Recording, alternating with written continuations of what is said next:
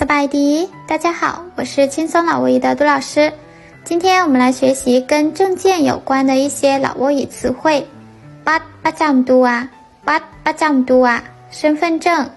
บัตรนักเรียนบัตรนักเรียน或者说บัตรนักศึกษาบัตรนักศึกษา学生证บัตรครูสอนบัตรครูสอน教师证บัตรเฮ็ดเวียกบัตรเฮ็ดเวียก工作证บัตรสมาชิกบัตรสมาชิก会员证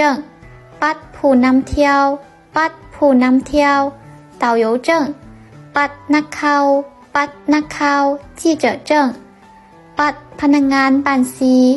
บัตรพนักงานบัญชี会计证บัตรผ่านประตู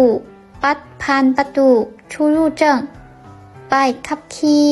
ใบขับขี่驾驶证ใบตาดินใบตาดิน地契ใบแดงดองใบแดงดอง结婚证ใบยาหั่งใบยาหั่ง离婚证ใบประกาศนียบัตรใบประกาศนียบัตร毕业证ใบปริญญาใบปริญญา学位证ใบกรรมสิทธิ์เฮือนอยู่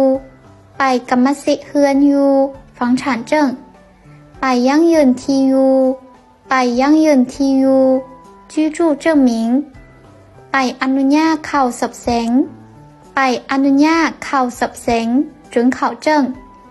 ใบอนุญาตดำเนินธุรกิจใบอนุญาตดำเนินธุรกิจ营业执照ใบอนุญาตพักเซาใบอนุญาตพักเซา居留许可证ใบทะเบียนอากรใบทะเบียนอากร税务登记证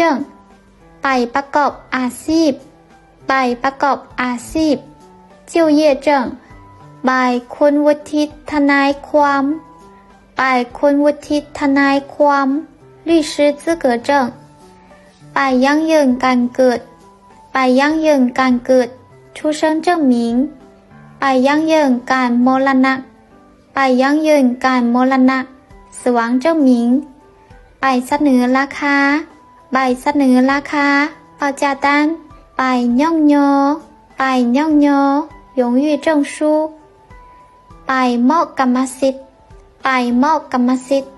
授权书ใบกวดสุขภาพใบกวดสุขภาพ体检表ใบแจ้งโทษใบแจ้งโทษ犯罪记录证明หนังสือพันแดนหนังสือพันแดง护照หนังสือเสนอหนังสือเสนอ申请书หนังสือค้ำประกันหนังสือค้ำประกัน保证书ปึ้มสมโนครัวปึ้มสมโนครัว户口簿นางปัดนางปัด名片